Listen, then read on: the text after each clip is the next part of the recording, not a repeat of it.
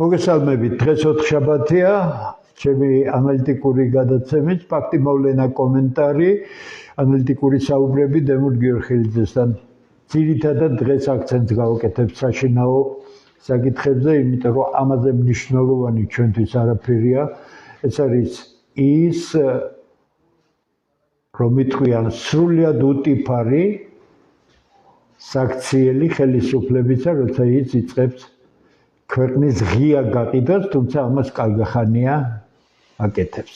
კვირა შეგვექნება მეტრო რუსთაველთან თოკებზე გაბმული თავისუფლების მოედანზე უფრო სწორად და თოკებზე გაბმული ჩვენ გამოვაქვეყნებთ საჯარო რეესტრის ამონაწერებს თუ სად რამდენი მიწა არის გაყიდული. ეს იქნება პირველი დემონსტრაცია, მე არ ვიცი, ათასობით ამონაბეჭდია და ყველას ალბათ თუ შევძელით, თორე რაც იქნება, ისიც საკმარისი იქნება, მაგრამ არის კიდევ ერთი მაგრამ, რომელიც მე მინდა ეხლა დაუფარავად გითხრათ. საიდან გაიგეო? იქედან გავიგერო საიდუმლო, რომელიც ეხება ქვეყნის მომავალს, ვიღაც ღირსეული ადამიანები მაინც გამოჩნდებიან, რომლებიც ამ ყველაფერს მიიტანენ იქამდე, სადაც უშიშრად იქნება ამაზე საუბარი. მე მინდა მიმართო ხელისუფლებას. რატომ გაქვთ გასაიდუმლებული 127 მილიონი კვადრატული მეტრის სახელმწიფო დონეზე გაყიდვა არაბებს? რამდენია ეს ჰექტარობაში? 13700 ჰექტარი. ამას დაუმატეთ ეს 900 ჰექტარი, რომელიც თქვენ ამ არაბულ ჯგუფს ვითომ ინვესტიციის სახით მიყიდეთ. სინამდვილეში ავხსენი არაერთხელ, არავითარი ინვესტიცია არ არის, კაცმა იყიდა მიწა, ეს მიწა მისი საკუთრება, თუ ჩვენ ვერ შევძელით ამ ყველაფრის შეჩერება და თქვენი წყალობით იგი დაიწყებს თავისი მეგა ქალაქების მშენებლობას, რომელიც განკუთვნილია თვითონ მათ სიტყვებს გეუბნებით მდიდარი არაბებისთვის, ინგლისიდან, ევროპიდან, ემირატებიდან და ასე შემდეგ და ასე შემდეგ.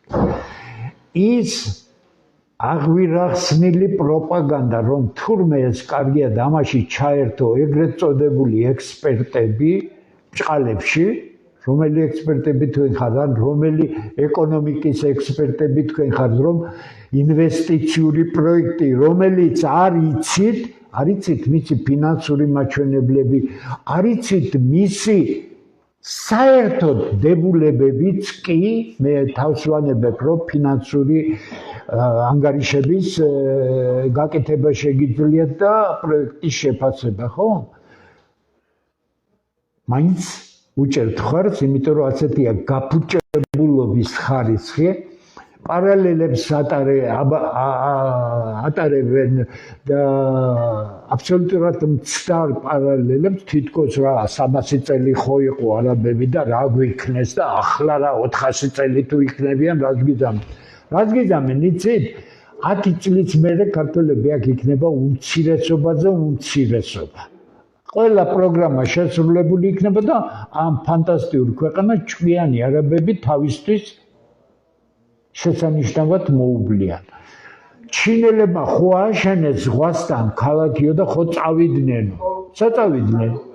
რა, მიწა მიყიდეს იმათ თუ კონტრაქტი იყო, ააშენეს, თავისი მოგება მიიღეს და წავიდნენ. სამაგიეროდ სტრატეგიული პარტნიორობის ეგეთ ბჭყალებში უნდა ვიხმარო, შედეგად 25000 ჩინელს საქართველოს მოქალაქეობა აქვს, ხო? დიდი წარმატება. აუცილებლად ეკონომიკა განვითარდება, ხო?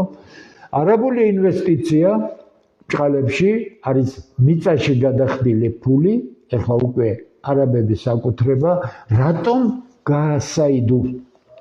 თითქოს ეს კომერციული საიდუმლოა მთავრობამ. აი ახლა იყო მოთხოვნები იურისტებისგან, რომ რაც საჯაროა, რაც არ შეიძლება იყოს კონსტიტუციით, ეს არის სტრატეგიული რა მიწა, მისი გაყიდვა ან მის შესახებ ინფორმაციის დამაგვის უფლებამ ხელისუფლებას არ აქვს, მაგრამ კანონი ამ ქვეყანაში არ არსებობს, მათ გაასაიდუმლეს კომერციული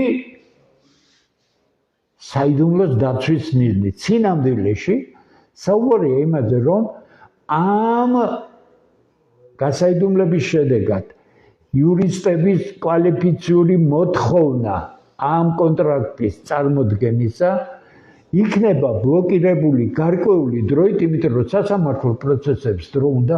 ამასობაში მთავრობას იმედი აქვს, რომ ადმინისტრაციულ ყველა ღონისძიებებს გაატარებს და ამ მიწას გადაუფორმებს ამას ყველაფერს.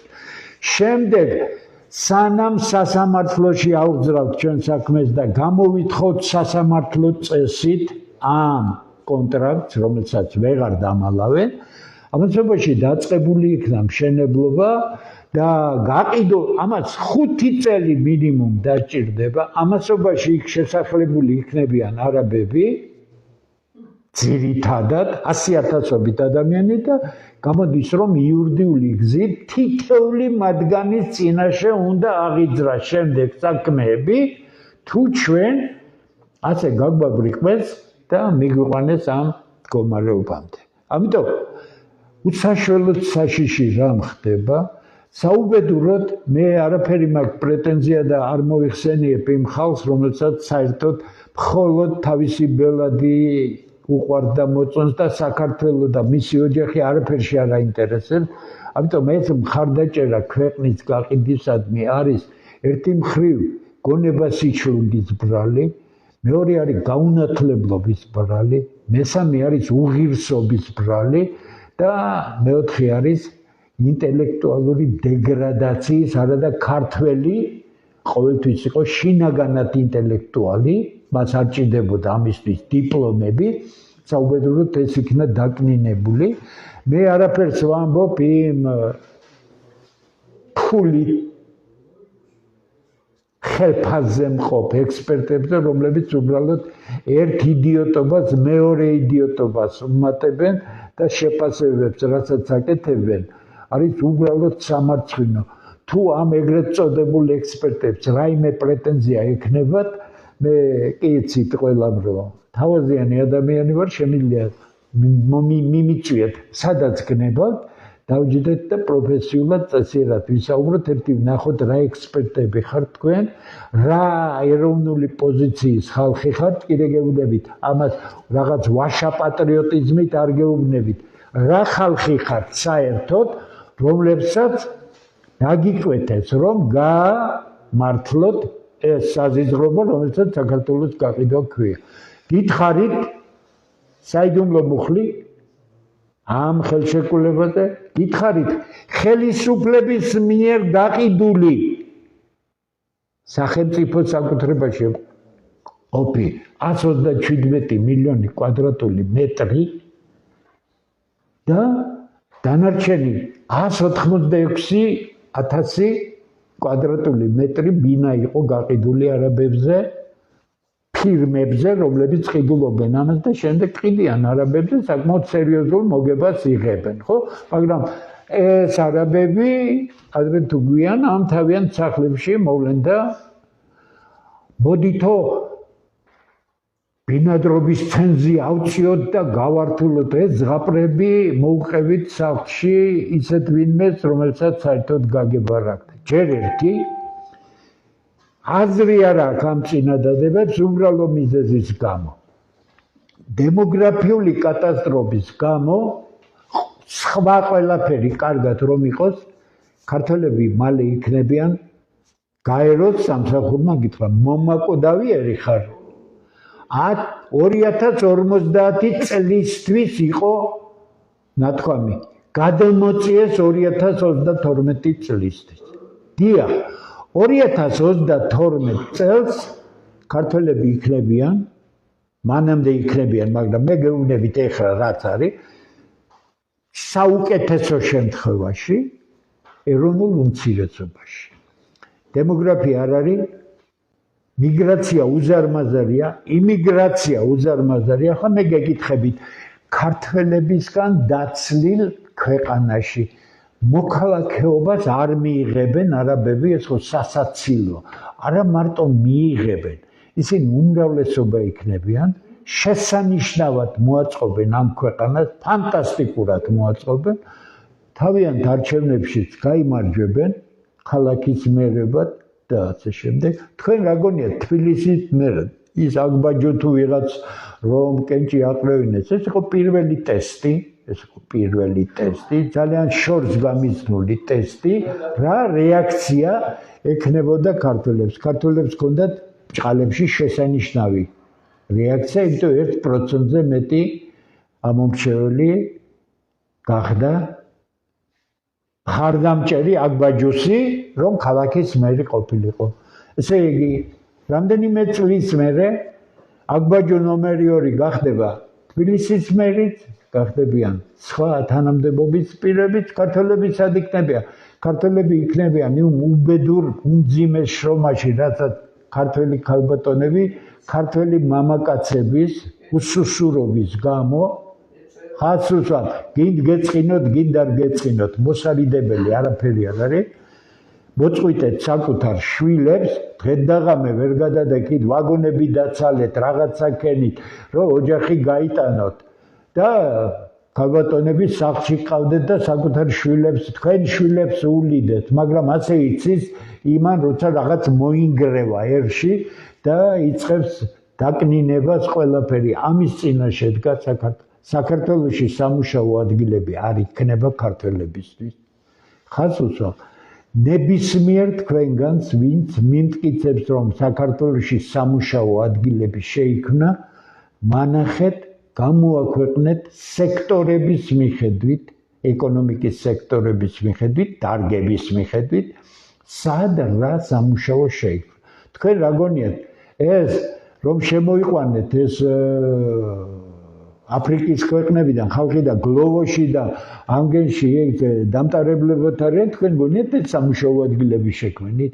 სამუშაო ადგილების შექმნაში არ უნდა იგულისხმებოდეს სოფლის მეურნეობაში დასაქმებულთა რაოდენობა, იმიტომ რომ არსად სტატისტიკაში, როდესაც სამუშაო ადგილების ზრდაზეა საუბარი, არსად არ საუბრობენ სოფლის მეურნეობაზე. იმიტომ ეს სპეციფიური სფეროა, სხვა სფეროა, თუმცა ჩვენ იქაც სული უნგრეული გვაქვს ყველაფერი. ამიტომ ტყუილი მე ისევ და ისევ ვაფრთხილებ ყველა ამ ქვეყნის გამყიდველ ადამიანებს და ამ გაყიდვის ეგრეთ წოდებულ ჟარგონზე ვიტყვი გამправებელ ადამიანებს.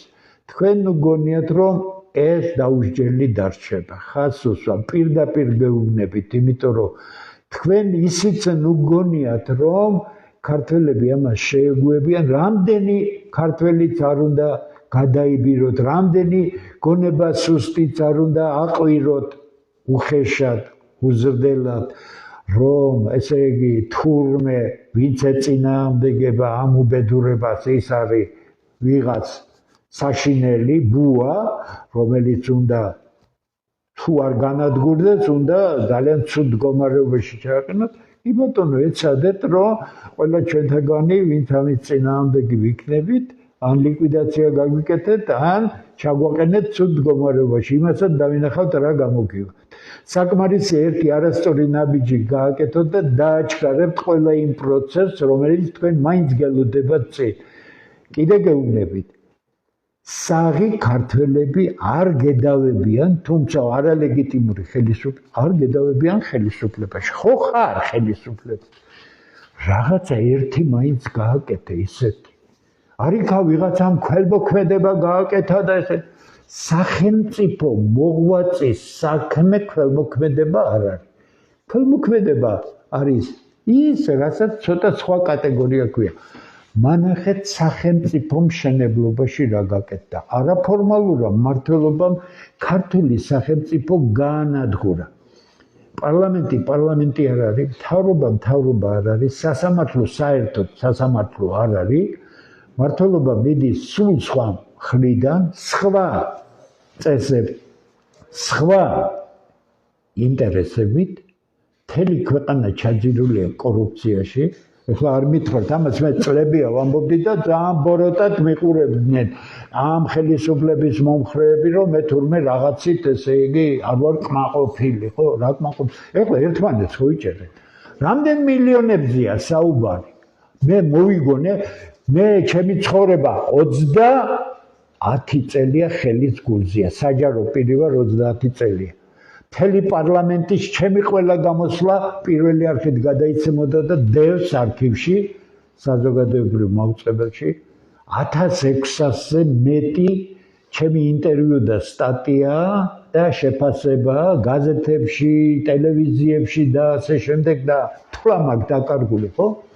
ამიხსენით. მე რა კითხვები გაქვთ ჩვენთან მომწერეთ წესიერად მოგბრძანდით ტელეფონი იცით 5-9-56-97 დამიკავშირდით მითხარით თქვენ იყავით თუ არა ბანდიტი წარსულში გიპასუხეთ ერთმა ახალგაზრდამ მკითხა თქვენ ხომ არ იყავით მხედრიონის მხარდამჭერი ეხლა ქუთაისელები ალბათ ხარხარებენ ამის გაგონებაზე ხო და ასე შემდეგ ყველა კითხვაზე გიპასუხებთ მაგრამ კარგად იცოდეთ ჩვენ იმდენად კარგად ვიცით რასაც ვაკეთებთ აქ დათო ჭაბუკაშვილია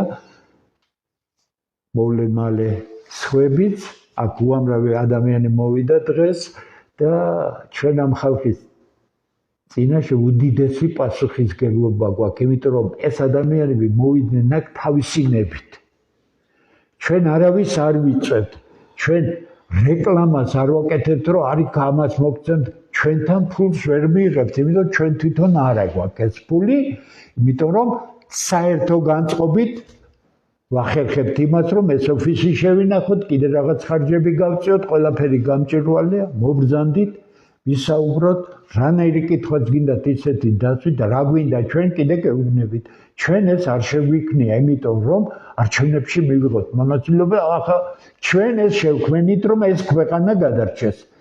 ამ ქვეყნის გადამრჩენი თქვენ ახლა თქვენ ხართ ამ ქვეყნის გამყიდველები. კიდე გეუბნებით. აი ახლა ადაკით და გაასაჯაროვეთ ის 137 მილიონი კვადრატული მეტრი ვიზე გაქვთ მიყიდული. საიდან გაიგეო მოსახლეობის აღწერა რომ 1,430,000 კაცია. იმიტომ რომ ღირსეული ქართველები მოვიდნენ, მოიყვანეს სასულიერო პირი და სასულიერო პირმა მითხრა, რასაც ახლა გაიგონებ, ჩათვალე რომ ეს არის სიმართლე. გამოვედი მეორე დღეს და თქვი ეს არის ატყდა ერთი ამბავი ატყდა ექსპერტების ვიღაც ანალიტიკოსების არ გაიშვა თქვენი ანალიტიკა უკანა კარში იმერულად გეტყვით არ გაიშვა თქვენი ანალიტიკა უკანა კარში ერთ ისიც უთქვამს რომ ჩვენო კი გვებძვიანო ახლა წარმოიდგინეთ ახლა და მაგრამ ჩვენზე ჭკვიანი ვინ არისო არავინ არ არისო ახლა ჩვენზე ჭკვიანი ვინ ჩამწვე რა გითხრა იცი ეხლა გეტყოდი კარგად ქუთაისურად არა და გიცნობ არიყავ დიდი ხანია გიცნობ ხო არ უნდა აკადრო შენ თავს ასეთი რამ ასეთია რეალობა ჩვენ ყველა ადამიანის გასაგონად ვამბობთ განსაკუთრებით საღი ადამიანებისა თუ ქართველები არ უშველიან ამ ქვეყანას ამას სხვა არავინ არ უშველებს ხელისუფლება არ არსებობს არაფორმალური მმართველობა ხალხს უსვამ ეხლა თავის მოტყუება თუ გნებავთ ნება თქვენი არავით არის სახელისუფლებო ქმედებები არ მიდის მარტო მითითებების დონეზე შესრულება ყველაფერი იმისა რაც საქართველოს ვერაფრით წაადგება მოდის მოვიხდი საჯაროდ თუ დამიმტკიცებთ საპირისპიროდ ნებისმიერი საუბრისთვის მზად ვარ მანახეთ ერთი გადაწყვეტილება 13 წლის განმავლობაში რომელმაც გააძლიერა ქართული სახელმწიფო რომელმაც გააძლიერა ქართული მომავლის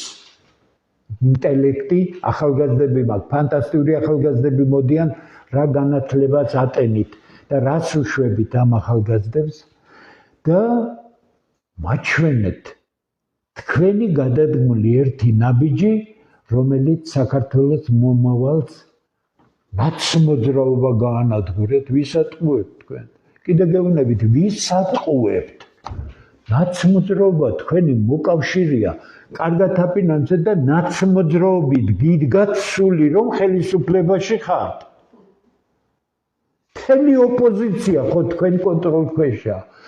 ის მასკარადები რუსთაველზე, რომელიც გადატრიალებებით ეს ხო თქვენთან კარგად იყო შეთანხმებული და თქვენს გარეშე არ მოხდა და ვერ მოხდებოდა. იმიტომ რომ ამის აღმოფხრა თქვენ რომ პოლიტიკური ნება გამოგეჩინა და სპეცსამსახურებისთვის მიგეცათ უფლება გაეკეთებინათ ის რაც მათ იციან როგორ გააკეთონ. იქ არის ძალიან ბევრი ჭკვიანი ადამიანი, ქართველი ადამიანია სხვათა შორის. თქვენ ნუ გონიათ რომ ისინი ამ საზიზღრობებს საძირკველშივე არ ამოძირკვავდნენ, მაგრამ თქვენ პოლიტიკას აწყობთ ეს არეულობა, მუდმივი დესტაბილიზაცია, ხალხი რა დღეშია, ოღონდ არ მოძიდეს ნაცები და მზათავართ ესე იგი ყველაფერ უბედურებაზე მოვაწეროთ ხელი. ხო, ნაცები ვერ მოვლენ ხელისუფლებაში. 1000-დან ერთი შანსი არ არსებობს. თუ ხელისუფლება ხელოვნურად არ გააკეთებს იმას, რომ გადატრიალების გზით ან რევოლუციის გზით ისევე ჩაანაცვლებს ხელოვნური მოწყობილი რევოლუციით, როგორც ეს 2003 წელს ეგრეთ წოდებული ვარდების რევოლუციით გაკეთდა. მე იქ ვიყავი, არ ვიყავი რიგითი პარლამენტარი, ყველაფერში მონაწილეობდი, ყველაფერი კარგად ვიცოდი და კარგად ვიცოდი თვეებით ადრე რომ გადატრიალება მოხდებოდა და მე ამას ღიად ვამბობდი. მათ შორის ცნობილ სახეებსაც ვეუბნებოდი, რომ თქვენ ხო იცით, რომ გადატრიალება მოხდება. იმიტომ რომ პოლიტიკა არ არის ის, რასაც თქვენ გარედან უყურებთ. პოლიტიკა არის ის, რაც ამ გარედან არ ჩანს და შიგა სამზარეულოში ხორციელდება. ეხლა შიგა სამზარეულოში ხორციელდება ის საშინელება, რომელიც ტრაგედიად დაუბრუნდება საქართველოს. რატომ ვამბობ მე ასე? საღ ნორმალურ ქართველებს უბედურება თუ მოხდა, მე ადექი და ამ საწოდავ, გასაწოდებულ ხალხს მიადექი და რამდენიც გინდა პრეტენზია წაუყენე. აი შენ რო ყოფილიყავი ასეთი საღი, ის რაც არის, ის არის. ეს მისი ტრაგედია დამთავრდა ეს როგორც ადამიანი. თუ ყველა ქართველი დამთავრებულია როგორც ადამიანი, პიროვნება, მაშინ ამ ქვეყანას ჩვეულებრივ წაგართმევენ. ჩვენ საუბრობთ იმადზე, ვინც ამ ქვეყნის მოყვარულია, ამ ქვეყნის მესვეურია და შეუძლია ნაბიჯი გადადგას იქეთკენ, რომ ეს ქვეყანა შეუნარჩუნოთ. ჩვენს მომავალ თაობას გადავცეთ და იმედია რომ როდესაც ახალგაზრდების დრო მოვა, როცა ახალგაზრდების დრო მოვა და არა ახლა. ახალგაზრდების გაკეთებული საქმე პოლიტიკაში არ არის ახალგაზრდების საქმე პოლიტიკა. პოლიტიკა არის მათი აქტიურობის საქმე. მათი ისეთი საქმე, როცა ისინი თავიანთ ცოდნას გაზრდიან, გაერკვევიან სიტუაციებში, მიხვდებიან რა არის გასაკეთებელი, მოვა შემდეგ მათი დრო, გადაიბარებენ ამ ქვეყანას და მე უკვე პოლიტიკურად აქტიურები იქნებიან. ახალგაზრდების იმედი გვაქვს, იქნება გამოჩნდეს ვიღაცა. ეს არის როგორ იცით, ეს არის უტვინო კაცის ნათქვამი. ეს არის ჩამოყალიბებული უტვინო ადამიანი, რომელსაც მიაჩნია, რომ ახლა ახალგაზრდები თუ მოვლენ, აქ მოხდება რაღაცა კაი. როგორ მოხდება? როგორ მოხდება? კარგი, მითხარი, სახელმწიფო მართვა, პოლიტიკა არის ადამიანური საქმიანობის ყველაზე რთული სფერო. სასწაულად რთული სფერო, გეუბნებით. ჩემი გამოცდილებით, საიდან შეიძლება აკლიბოს? მე ზუსტად გეტყვით 23 წლის ასაკში უნივერსიტეტში ხელმძღვანელის. ნუ დავალებით მითხრა 1000 საჭიროა. კენჭი მაყრევინეს ქალაქ ქუთაისის მაშინ პარტიის პირველ დივანთან ერთად პირველ სკოლაში, ახლა გიმნაზია კლასიკური, სახალხო დეპუტატთა საქალაქო საბჭოები იყო. ანუ დღეს რომ მუნიციპალიტეტებია ის. მე 33 წლის კაცი, რომელიც შესანიშნავი მოსწავლე ვიყავი, შესანიშნავი სტუდენტი ვიყავი, დღე-დაღამე გამოთვლით ცენტრში ვიჯექი, დავჯექი იქ, კომისიის თავმჯდომარედ ვიყავი არჩეული და მე პირველად გავიგონე როგორ იმართება ქალაქი. მე არანაირი წარმოდგენა არ მქონია. საიდან დამექნებოდა, მე სხვა რამეს ვაკეთებდი. იმას ვაკეთებდი, რაც ჩემთვის იყო ყველაზე ძვირფასი და ყველაზე მისა აქ მოხდი და ამ მოხვედრა მე გამინათა გონება და ჩამახედა ყველაფერში, საიდან იკრიბება ფული, წყალი როგორ მოდის, ონკანს რო უშვებ და ასე შემდეგ და ასე. შემდეგ მოხდი თხოვეს აგრეთვე რადრუც უნივერსიტეტია, ახლა ინსტიტუტია და კონტროლის პალატაში გადამეყანა. იქ კი ბუღალტერიის დონეზე ჩავიხედე ქვეყნის ყველაფერში. განათლება, სოფლის მეურნეობა, ეს ის ყველაფერში, ბუღალტერიის დონეზე. აღმოჩნდა, რომ ჩემი ცოდნა მიღებული სახალხო დეპუტატთა საქალაქო შტაბში სულაც არ იყო საკმარისი იმისთვის, რომ მე მცოდნოდა სახელმწიფო დონეზე რა კეთდება. ამის მერე მოვხდი პარლამენტში კომიტეტის თავმჯდომარე თანაც დარგობრივი კომიტეტისა, სადაც საიდუმლო ყველაფერი მოხსნილი იყო და ყველაფერი ხელმისაწვდომი იყო და ამის მერე მე ვლაპარაკობ ყველაფერ ამაზე ასეთ თამამად, როცა ძალიან კარგი წიგნები მაქვს დაწერილი, ძალიან სერიოზული წიგნები, ნებისმიერ თქვენგან შეუძლია ნახოთ და გეკითხებით მე აქედან ვლაპარაკობ, იმიტომ რომ ასე აგრესიული 25 წლის ბიჭმა საერთოდ რა უნდა იცოდეს სახელმწიფო მართვის შესახებ. მათი ჩემი ნათქვამი სწორად გაიგეთ. საქართველოს მომავალი არის ჩვენ ახალგაზრდობაში. თუ არ გინდა დაღუპო ეს ახალგაზრდა დღეს ხელისუფლებაში რა გააკეთა? სააკაშვილმა დაღუპა ახალგაზრდების უზარმაზარი ნაწილი, იმიტომ რომ არ მცოდნე ადამიანები მოვიდნენ იქ, სადაც არ უნდა მოსულიყვნენ. ეს რთული თემა, სხვა თემა, ამიტომ მე უმორჩილესად გთხოვთ. კვირას თავისუფლების მოედანზე ჩვენ გავაბავთ. ზუსტი სამართლე უთხრა. ზუსტი. ილიას და აკაკის ძეგლის მოპირდაპირე მხარეს იქ გზაზე ტროტუარებზე სტოკერზე. აქ რუსთაველზე. კი, რუსთაველზე, სადაც ილია და აკაკის ძეგლია, იმის გაყოლებაზე რომელი საათიდან იქნება, ბატონ დავით? 12 საათიდან, რასაც შევძლებთ, იმიტომ რომ მასალები ძალიან ბევრია და არ ამგონია ყველა დაეტიოთ, მაგრამ ერთი 2-3 რიგად გზელთოკებზე გავაბავთ. საქართველოს ხელისუფლების ნახელავს, როგორ გაყიდეს, რამდენია გაყიდული თმები ყავზე დაგიდგებათ. ამიტომ დავდგეთ ამ ქვეყნის გვერდით. მე თქვენგან არაფერი არ მინდა. მე და ბატონი დავითია ჭაბუკაშვილი, ჩვენი პარტნიორები კიდე სხვებია, აქ უკვე 1000-მდე ძალიან ღირსეული კაცი მოვიდა, რომელმაც იცის რა უნდა გააკეთოს. აქ მოვიდა ყველა თავისი ნებით. სხვანაირად ეს არ გამოვა. ვთხოვთ ყველას, ვისაც ეს ქვეყანა, თქვენი ოჯახი, თქვენი შვილების მომავალი გინდათ. ნუ აყვებით ამ დამპალ კამპანიას, ნუ აყვებით ეგრეთ წოდებულ გადაგვარებულ ხალხს, რომელიც იმას გიმტკიცებენ, რომ აქ ორი გარამული ქალაქის აშენება არაფერი არ იქნება, გასო ინვესტიცია იქნება, რისი ინვესტიცია იქნება, თქვენ საერთოდ ჭკუა გააქვთ, თქვენ საერთოდ ჭკუა გააქვთ? ბოდიში, მაგრამ უარესი აგრესიული ვიქნები, იმიტომ რომ როცა ეს ყველაფერი დასრულდება, თუ არაფერი შეიცვალა, მე გინდა გადაცემა მოაწყე, გინდა ინტერვიუ მიეცი, არაფერს აზრი არ იქნება.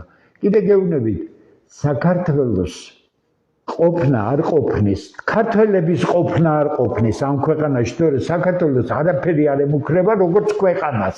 ამას გაუჩნდება ძალიან მაგარი პატრონები და ამ სასწაული ქვეყნიდან ბაღნარს აქცევთ. მაგრამ ეს არ იქნება ესე იგი, თქვენ შეურაცხყოფთ ახლა ამ ექსპერტებს მიმართავ, ვითომ ჭყალებში და ამ ანალიტიკოსებს. კიდე გეუბნებით, თქვენი ანალიტიკა არ გაიშვა უკანა კარში, სადაც გინდათ იქ დაგიძებით. 7 მილიონი ქართველია შეწირული იმას, რომ ეს ქვეყანა არ დაკარგულიყო. ათობით თაობა ხალხი იბრძოდა, თქვენ რა გონიათ? ქუდზე კაციოდა იქ, როცა დახილი იქნებოდა მეფისა და ჩადიოდა კაცი, იმ კაცმა არ იცოდა, რომ შეიძლება ვერ დაბრუნებულიყო ამ ომიდან, მაგრამ რატომ მიდიოდა? იმიტომ მიდიოდა, რომ მისი ქვეყანა ეკარგებოდა და ამიტომ ამ ქვეყნისთვის მზად იყო თავისი ყველაზე დიდი რამ, რაც გააჩნია ადამიანს, სიცოცხლე გააჩნია, ხო? იმიტომ რომ ცოცხალი ადამიანია, რაღაცის შემქმნელი და მოქმედი, თორე გარდაცვლილი გასაგებია უკვე ნეიტრალური ადამიანია და მისგან თუ რაიმე კარგი ხსოვნაა, ის არის შემორჩენილი ოჯახისთვის, ადამიანებისთვის, ქვეყნისთვის, საზოგადოებისთვის, მაგრამ ის უკვე მოქმედი არ არის. ყველა დიდ პრობლემას აგვარებს ცოცხალი თაობი და ყველაზე საღი ადამიანები. შველა გარედან არ იქნება, შველა სადმე შეძრომაში არ იქნება, რუსთაველზე პროტესტანტებს რომ ევროპაში მიდიხართ რა, ქვეყანა გენგრევათ თავზე, ერთხელ მაინც თუ გაგიპროტესტებიან, ან ქვეყნის გაყიდვა, ან არაფორმალური მმართველობა, კიდე გეუბნებით.